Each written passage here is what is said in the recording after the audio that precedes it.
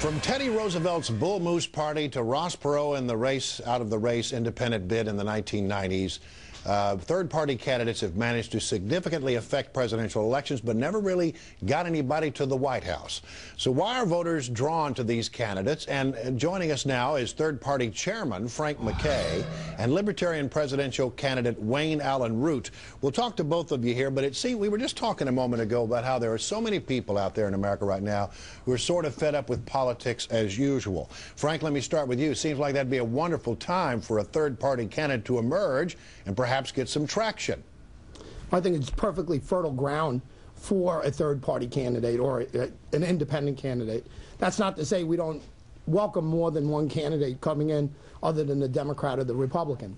At this point, it's really a duopoly, and the Democrats and Republicans have been having their way for years. And let me talk to you, Wayne Allen Root. You're actually running, is that right, for the president as a Libertarian? That's correct. I'm probably the most unqualified guy who's ever run for president of the United States. But that's a good thing. Don't laugh. That's a good thing.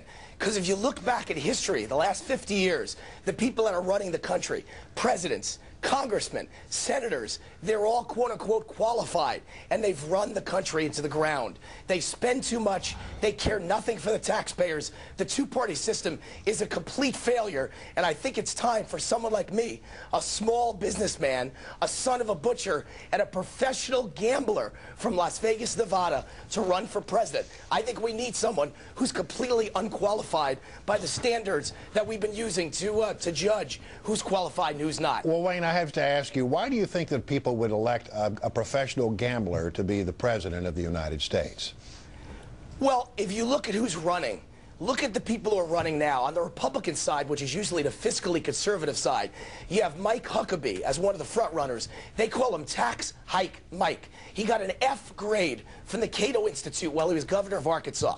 If you look at Rudy Giuliani, he was married with a wife and a girlfriend at the same time and spent over $200,000 of taxpayers' money on bodyguards for his girlfriend while he was married. If that isn't arrogance and disrespect for the voters of our country, I don't know what is. Those are good examples. Those are the Republicans. Those are the supposed fiscal conservatives. If you look at the Democratic side, my classmate at Columbia University was Barack Obama.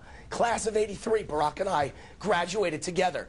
And he is such a liberal, such a tax raiser. All right. I believe these are all people that are ruining our tax system and our government today. Well, Frank, let me ask you again, if I could, please. You do have these people out there in America say a pox on both the Democrats and the Republicans. Who do you see, in your estimation, as the guy who could come in as a third-party candidate and clean up and win this thing? Well, it's no secret that we're hoping for Mike Bloomberg to make that decision. And quite frankly, people are talking about third parties as spoilers or as just automatic vote peelers. If Mike Bloomberg ever decides to get into this race, at this point, with this fertile ground, get used to the phrase, all bets are off, because that's what you'll be hearing from the pundits. Mike Bloomberg is the perfect candidate to come along. I have to jump in there and leave it right there, guys. I'm sorry we're out of time. Good discussion, though. We appreciate you joining us here on Weekend Live. With so much time